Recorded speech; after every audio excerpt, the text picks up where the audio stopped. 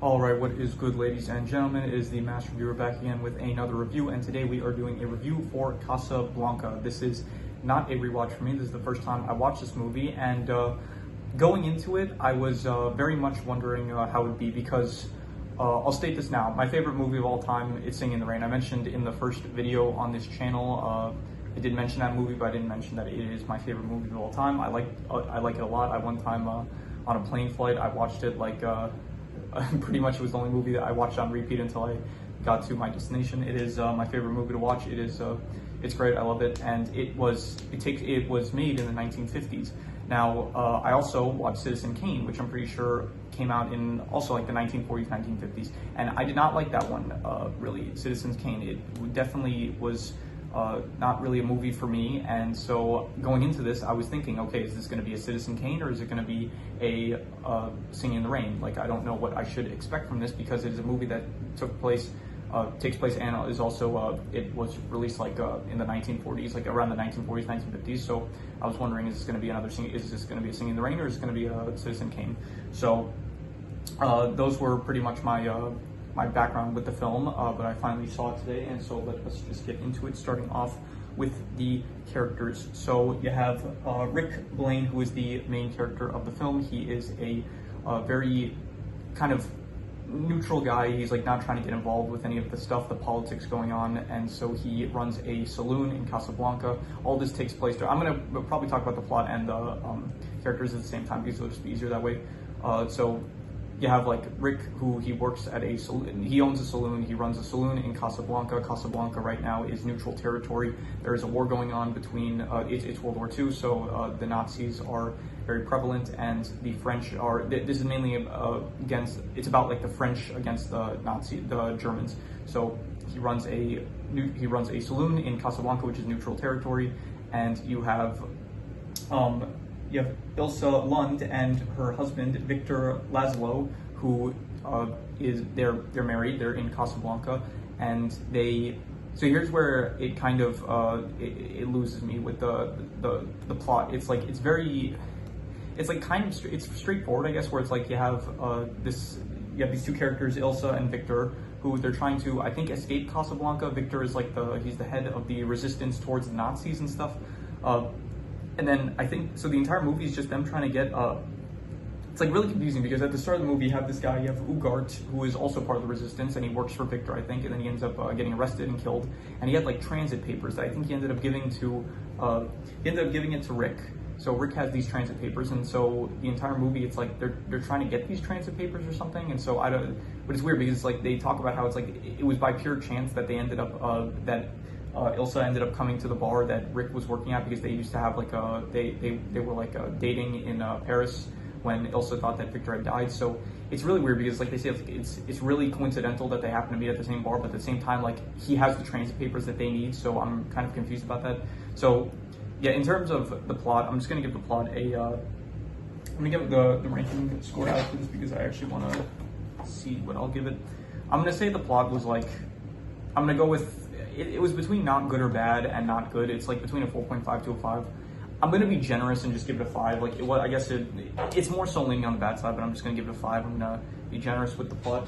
And in terms of the characters, there's no one that really I guess Rick Blaine is good. Like, he's played by Humphrey Bogart. This is the first film that I'm seeing him in, this actor, but I've heard his name before. So Rick he's a fine protagonist. He's like a very he's neutral on pretty much everything, and he tries to stay out of it, but he is a sentimentalist. He helps the underdogs and stuff, and ultimately he does the right thing when the time comes. Other than that, you have Victor Laszlo, Ilsa Lund. There's really nothing much to these characters for me to say. Like Ilsa, she just kind of had a thing with Rick in Paris. Victor Laszlo, he's just a resistance fighter. That's it. There is Captain Louis Renault, who I thought his character was pretty good. It's weird. He's working with the Germans, but then also at the same time he's a friend of Rick, and he helps when Rick shoots the Major Strasser at the end of the film. Like Louis covers for him, so I don't really know what side he's playing. Maybe both, maybe neither. But other than that, you have Ferrari, who he runs like some illegal operations that Rick's involved with. You have Ugart, who's just at the start of the film and they get shot, and then you have like a couple that wanted to leave Casablanca, and so Rick helped them win money from roulette, and those are pretty much all the characters. And yeah, to be honest, none of them really I cared for too much. I guess Rick was good, and I liked Louis, but other than them, I didn't really care for anyone else. So I'm just gonna give the characters I'm gonna go with another 5. I'm just gonna say not good or bad. It's more so leaning towards bad, but I'm just gonna be generous and give it not good or bad, because most of the characters just I didn't really care for. So in terms of the setting, this entire movie is black and white. It took place in like the 1940s, and so it is black and white. It all takes place in Casablanca. The only thing that comes to mind when I think of Casablanca is I not too long ago reviewed John Wick Chapter 3, my favorite John Wick movie, and Casablanca is a setting in that area, and it looks much nicer in that movie, probably because there is color for that.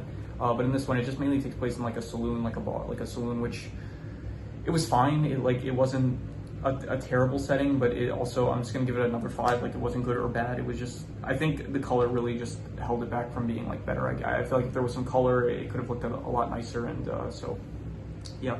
In terms of the romance, I didn't care for it. I didn't care for the romance really between, there was kind of like a love triangle thing between Ilsa, Victor, and Rick, and I just did not really care for it. It wasn't something that I typically, like, it just didn't work for me. I wasn't too invested in the romance or anything, so because of that, I'm just gonna give it I'm just gonna say not good. It wasn't bad, but it didn't work for me. I wasn't invested with these characters enough, and like it did show like the background was like Ilsa and Rick, and it's like them being in Paris and stuff, and then like talking and stuff. But none of it just really worked for me, to be honest. So just 4.5 for the romance. In terms of the war slash drama, I'm grouping these two together. I'm grouping the drama and the war aspect together because I feel like most of the drama from this just comes from like the war stuff that's going on with like them trying to capture Victor, Laszlo, and Rick kind of covering for them. So I'll give it it was fine. Like there were moments like when Ilsa does pull the gun on Rick to try to get him to give up the transit papers and stuff, and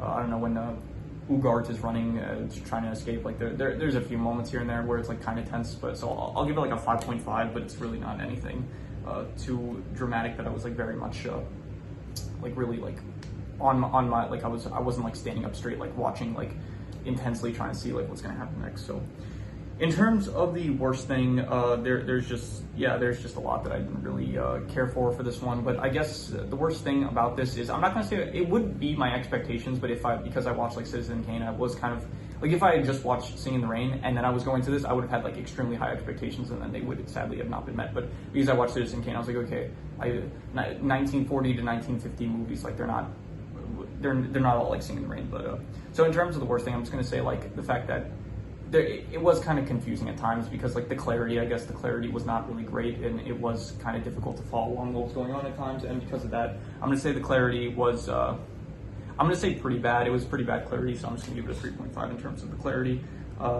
In terms of the best thing, I guess the best thing, I don't know, I guess the best thing would be okay, you know what? There was a best thing actually I forgot about.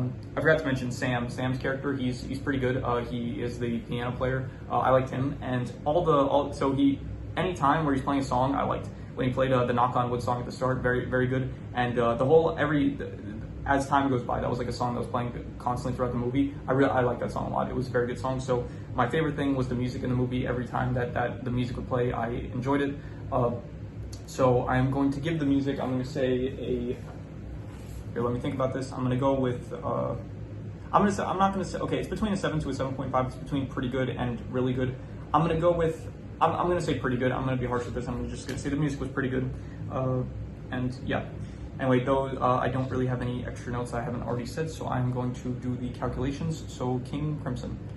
All right, so it ends up coming out to a 5 out of 10 pretty much, and I think I'm thinking about it, and I would say between like, no, you know, honestly, I would just give it a 5 out of 10. Yeah, I think it was not good. It wasn't bad, but it wasn't good really. So it might just not be for me. Like I know that a lot of people consider this one like the best movies of all time, but I think that I'm very much accustomed to what movies like they look like nowadays and how they are nowadays. So watching something like amazing from the 1940s, it still doesn't really compare to a lot of the modern stuff that I see nowadays. So because of that, just, you know, there's a bit of there's like a difference in I guess expectations or for like what I want compared to like what other people want that I guess grew up with this movie. So yeah, so anyway, I would give this a 5 out of 10, not good or bad really for me, but then again, it might just not be a movie for me. So, but yeah, so those were my thoughts, and so